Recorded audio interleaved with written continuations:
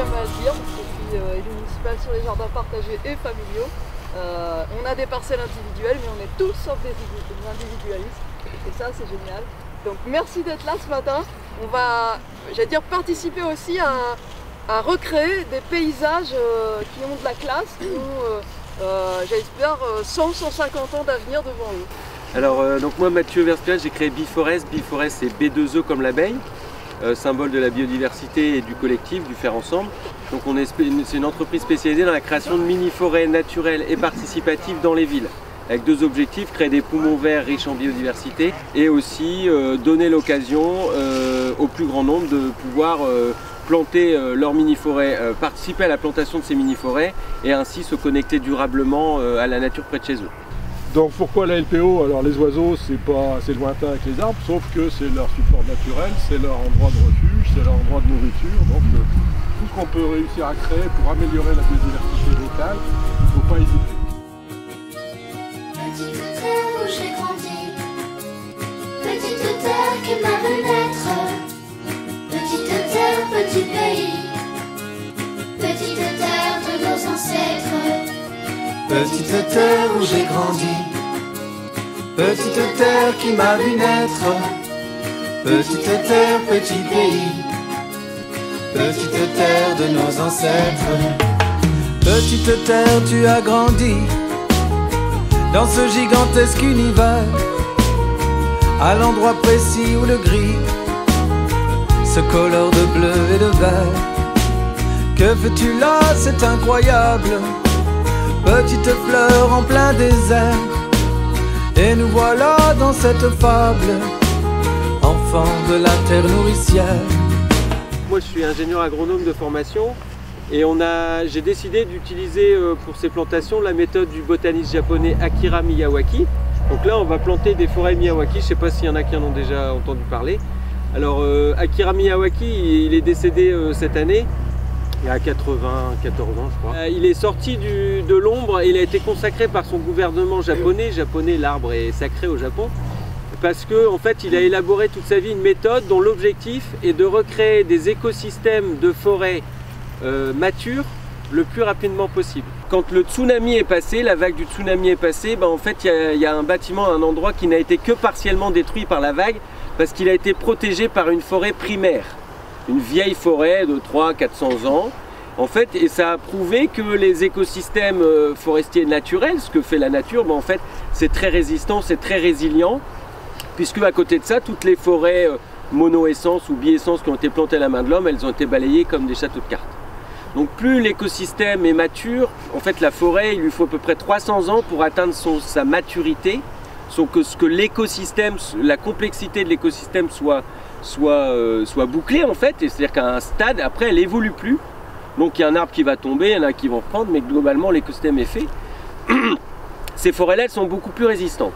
Et il se trouve que ce monsieur, en fait, il a travaillé toute sa vie avec sa colère quand il voit toutes ces vieilles forêts que les hommes abattent, parce que nous, on n'a pas du tout la même échelle de temps. Hein. Quand vous imaginez qu'un chêne, il a 400 ans, 500 ans qu'il a vu Napoléon et qu'il est toujours là, il faut 300-400 ans pour faire une vieille forêt, et nous on les rase comme ça du jour au lendemain, comme des châteaux de cartes, on les abat et puis après on plante soit de l'huile de palme ou soit on plante des champs d'arbres, hein, des champs de Douglas ou des champs de machin.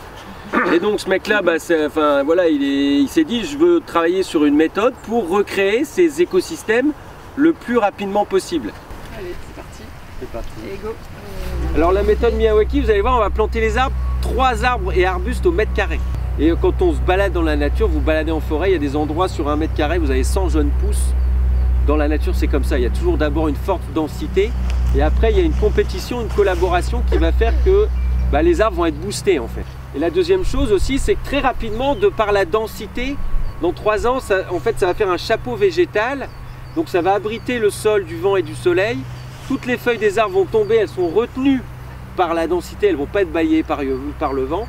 Et donc le système va s'auto-nourrir. Petite terre, tu as grandi dans ce gigantesque univers, à l'endroit précis où le gris se colore de bleu et de vert. Que fais-tu là? C'est incroyable. Petite fleur en plein désert, Et nous voilà dans cette fable, enfants de la terre nourricière. Petite terre où j'ai grandi, petite terre qui m'a vu naître. Petite terre, petit pays, petite terre de nos ancêtres. Gaïa, Gaïa, Gaïa. Gaïa, Gaïa, Gaïa. On était dans l'usine de Renault, à côté de Valenciennes. On a planté 560 arbres. Et on n'était pas beaucoup. Mais là, aujourd'hui, quand je vois le monde, je suis heureux. Oui. Donc j'ai une question en fait. Tu vois quand on pollue la planète en jetant des trucs, est-ce que quand on pousse les arbres, ça aide la planète à mieux être et ça enlève les trucs, les déchets? Ah non, en fait les arbres ça enlève pas les déchets. Tous les déchets en plastique et tout, ça les enlève pas. Par contre les arbres, ça va aspirer la pollution. La pollution dans l'air, tu vois, et ben ça absorbe la pollution. Et c'est mieux pour la planète. Et c'est mieux pour la planète. Il fait beau, c'est génial, hein, c'est une belle journée, c'est génial d'être dehors et de planter, c'est cool. Redonner vie à la nature, à voir les oiseaux qu'on entend chanter, ce serait formidable. Vous avez une parcelle ici? Et comment vous vivez alors aujourd'hui, la plantation d'aujourd'hui? Je la vis un peu comme un vieillard qui ne peut pas faire grand-chose maintenant, qui déjà pour entretenir son jardin est obligé de prendre beaucoup de précautions, mais qui est heureux de toute façon partout où on peut planter des arbres et faire venir des oiseaux, parce que maintenant pour entendre des oiseaux c'est pas évident. Moi je me bagarre avec des communes où les mecs ils coupent les arbres quoi, juste parce que ça gêne pour faire un lotissement. Ils m'ont coupé un frêne de 150 ans. C'est affreux. J'ai écrit au maire quoi. Le mec il m'a inventé une maladie. Il y a un champignon, tout ça, il est fragile, pour les riverains, sécurisation des riverains. Et je suis allé voir un mois après, il avait tronçonné le truc, ils ont fait une entrée de parking, une entrée d'accès au lotissement quoi. Donc le mec il avait juste désigné, le planche d'architecte avait juste dit que c'était là qu'il fallait que ça passe. Et donc, si on avait fait un inventé petit que l'arbre il était rond-point malade. autour de... J'ai dit c'est comme Ah non mais c'est affreux parce que 150 ans ça se reconstruit pas en... Il fallait décaler l'entrée. Décaler de 5 mètres l'entrée, regarder l'arbre, ça fait super calme. Ou alors une entrée autour de l'arbre. Ah oui, comme ça il y avait peut-être moyen de le mettre en valeur. En intégrant ce beau sujet. Bien sûr, bien sûr. Je pensais que le tilleul ça devenait très grand, c'est pour ça que un tilleul ça doit être énorme. Est-ce que vous avez un tilleul là dans les mains? Le tilleul, ils étaient... Pourquoi c'est important de mettre des arbres dans une ville alors qu'une ville c'est censé être des bâtiments? Plus les arbres vont développer leur canopée, leur houppier, plus ils vont élargir leurs branches, plus ils vont créer de l'ombre en dessous. En créant de l'ombre, ils vont empêcher le soleil d'atteindre directement le sol. Et sur le sol en ville, on a du bitume. Le bitume il est noir, il va réfléchir la lumière et créer un réchauffement. En protégeant le sol de l'arrivée des rayons du soleil, ça va faire une protection qui va faire qu'en dessous, on va être à l'ombre, donc à l'abri de cette lumière-là. L'arbre, il va aussi permettre de planter ses racines profondément. Il va permettre à l'eau de s'infiltrer dans le sol, plutôt que d'avoir des grandes étendues où l'eau va couler, va glisser et puis emporter sur son passage plein de choses. Les arbres, en ayant des racines profondes, vont permettre à l'eau de s'infiltrer et de répartir l'eau plutôt qu'elle reste en surface profondément dans le sol. Une autre des compétences, ça va être d'arrêter le bruit aussi en ville. C'est le seul être que je connaisse qui bénéficie partout, tout autour de lui, dans son mode de vie. C'est-à-dire, pour nous, il bouffe du CO2, il relâche de l'oxygène. Il donne à manger aux champignons dessous, il donne des habitats pour les oiseaux, il vit en symbiose avec tout, et pendant ce temps-là, il grandit. C'est comme ça. Ouais. Bravo. C'est bien ma chérie, bravo. Ça fait combien de temps que vous avez un jardin, vous, ici? Ça fait depuis 2009. Et j'aime bien jardiner. Voilà. Il est où? Il est juste là-bas, derrière. Il y a la cabane. Toute la partie sud de l'île, c'est une terre un peu calcaire, donc qui est très drainante, donc qui peut être séchante Et la particularité aussi, et d'ailleurs c'est pour ça qu'on dit que c'est toute la nappe phréatique, en fait elle se restocke ici au sud de l'île, parce que en fait c'est très filtrant. Voilà. Alors les arbres, où qu'on les mette, ils augmentent la capacité de filtration du sol et donc de rétention de l'eau, d'éviter les crues, etc. Donc ils permettent à l'eau de mieux s'infiltrer dans le sol. Se pourrait-il que l'on se souvienne, tu es l'horizon et le ciel, l'eau que l'on boit à la fontaine, notre sol et notre sel. Pour toi je ne m'en fais pas tant, tu en verras bien des printemps, car il pleuvra comme il a plu, quand les humains auront vécu. Donc là on va planter 25 essences, des essences qu'on a répertoriées dans une forêt calcicole de notre région, mais aussi des équilibres de forêt qu'on retrouve dans le sud, parce qu'on prend une assurance face au réchauffement climatique, parce que voilà, ça va arriver. Et donc là on plante par exemple des alisiers, l'alisier terminal et le chêne pubescent, qui sont des essences adaptées à ce type de sol et qui sont dans le sud, qu'on retrouve dans le sud de la France et qui vivent ensemble. On a aussi mis des arbustes de lisière, donc c'est des arbustes plutôt qu'on retrouve dans les haies, etc. Pas dans des domaines fermés comme la forêt, parce que là déjà vous avez vu c'est pas très large, donc il va y avoir de la lumière. Et en bordure on va planter une dominante arbustive qui va donner du fruit si on la met en bordure. Et puis il ne faut pas prendre toujours les mêmes, d'accord? Ouais, parce que... Tiens, regarde, viens Mathéo, on va regarder. Non, ça ne veut pas dire que mais c'est on va arranger, super. T'as compris pourquoi? Ouais, parce que sinon ça va sécher et après les racines elles vont pas faire grandir l'arbre. Sur ces espaces-là, et sur l'autre, vous allez mettre des petites barrières naturelles ou pas?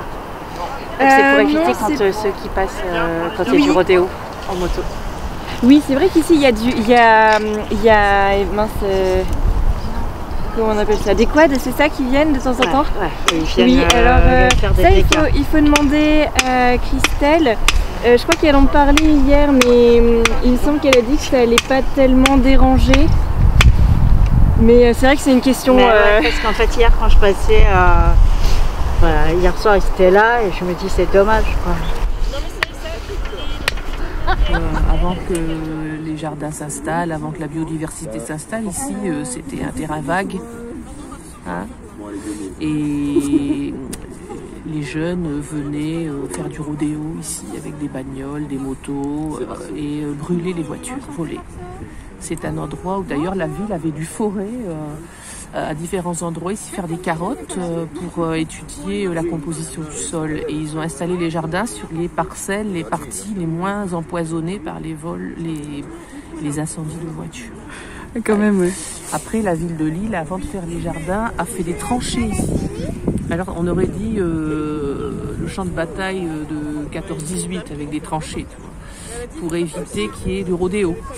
Donc ça les freinait dans leur élan forcément, parce qu'il y avait des trous partout. Et puis après, les habitants se sont mobilisés pour qu'il y ait des jardins potagers. Ça fait combien de temps? Alors ça fait plus de 10 ans. Vous étiez là depuis le début? Oui. J'étais là depuis le début, on a fait pression sur la ville de Lille, il y avait des réunions de quartier, avec la mairie de quartier, des réunions publiques, et les habitants se sont majoritairement prononcés pour ce projet-là. Moi j'ai fait partie de la création du projet.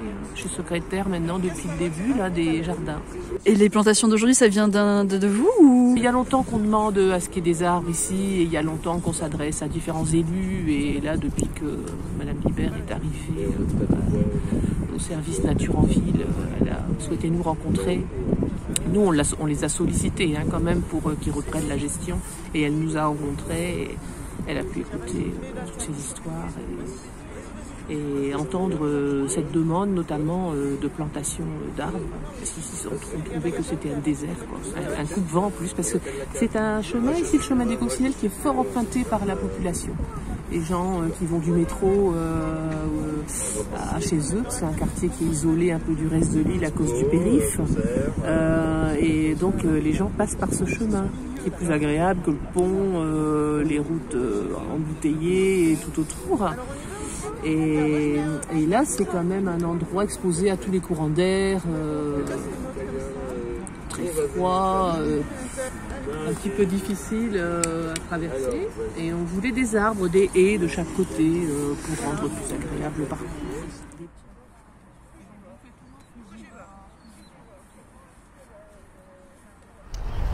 Bon, ben c'est vraiment un magnifique projet pour le quartier. Donc moi, ça fait 37 ans que nous y habitons. Mon mari aime beaucoup la nature, moi aussi. Et puis cette joie aussi d'avoir les oiseaux qui viennent nous dire bonjour. Donc on leur met bien sûr les petites graines, les boules, les cacahuètes. Donc nous avons rouge-gorge, mésanges, les tourterelles qui viennent. Elles étaient un petit peu déséquilibrées sur les perchoirs au début, mais maintenant elles ont trouvé comment atterrir. Et donc voilà, ici j'espère pouvoir avoir cette joie de voir la forêt prendre de l'ampleur dans le quartier. Surtout dans cette période hivernale, on estime que par exemple une mésange doit manger quasiment son poids chaque jour pour survivre la nuit. Donc l'enjeu pour les oiseaux, c'est pas le nichoir, c'est vraiment l'habitat qui va fournir à manger. Donc des ressources naturelles toute l'année, donc des fruits, des insectes, des baies, etc. Donc c'est tout l'enjeu de ce projet, c'est d'apporter cet habitat et cette alimentation aux oiseaux. Donc vous pouvez aussi bien sûr en complément nourrir les oiseaux chez vous en ville dans votre jardin, mais avec des graines naturelles, du tournesol. Et justement le pain on le déconseille vraiment parce que bon déjà c'est un aliment qui est transformé déjà. Donc qui n'est pas forcément naturel, qui moisit assez vite. On a des risques d'aspergillose, donc c'est un petit champignon qui se forme quand le pain est humide et qui peut entraîner la mort de certains oiseaux. On déconseille vraiment le pain, une bonne petite mangeoire, du tournesol que vous nettoyez chaque semaine. Et surtout, n'oubliez pas l'eau aussi.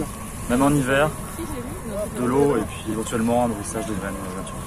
Donc là vous allez avoir des essences comme l'aubépine dont les oiseaux raffolent, et l'aubépine et le prunelier sont des arbustes avec des picots et donc ils adorent nidifier là, ils sont à l'abri, tous les petits passereaux ils sont à l'abri des buses, etc. Donc ils sont fans. Et ensuite on a des tas d'essences, donc comme le merisier, le noisetier. En fait il y a des oiseaux qui sont un peu spécifiques, comme le gros bec casse-noyau, lui il va être fan de merise, de noisettes.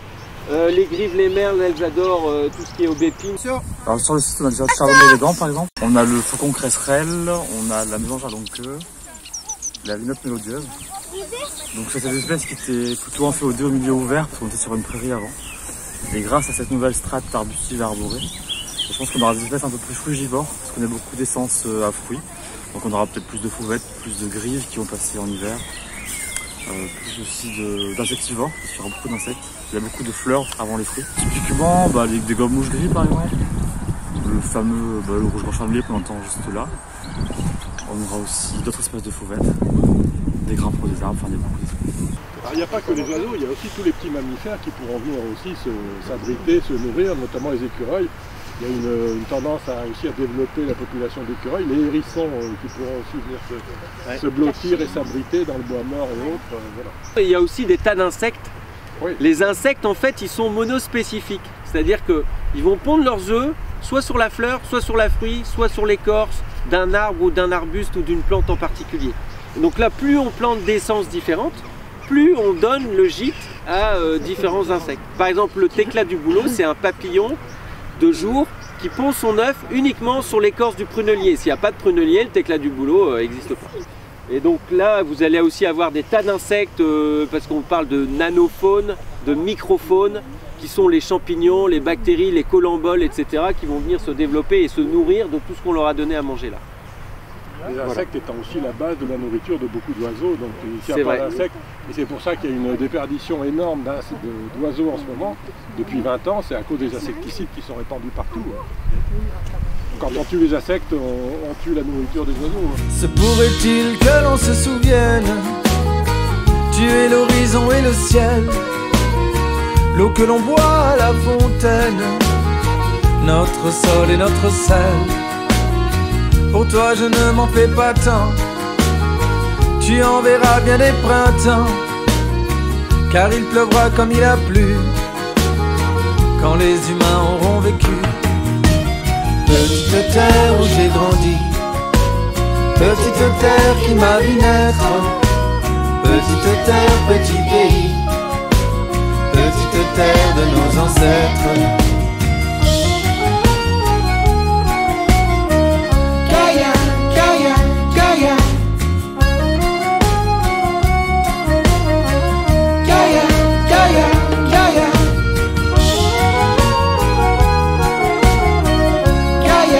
Gaïa, Gaïa, Gaïa, Gaïa, Gaïa. Petite terre, je tourne, tourne, tourne, tourne, tourne. Dans l'univers immense, tu danses, tu danses. Petite terre, tu tournes, tournes, tournes, tournes, tournes. Dans l'univers immense, tu danses, tu danses. Petite terre, tu tournes, tournes, tournes, tournes, tournes. Dans l'univers immense, tu danses, tu danses. Petite terre, petite terre, petite terre, petite terre.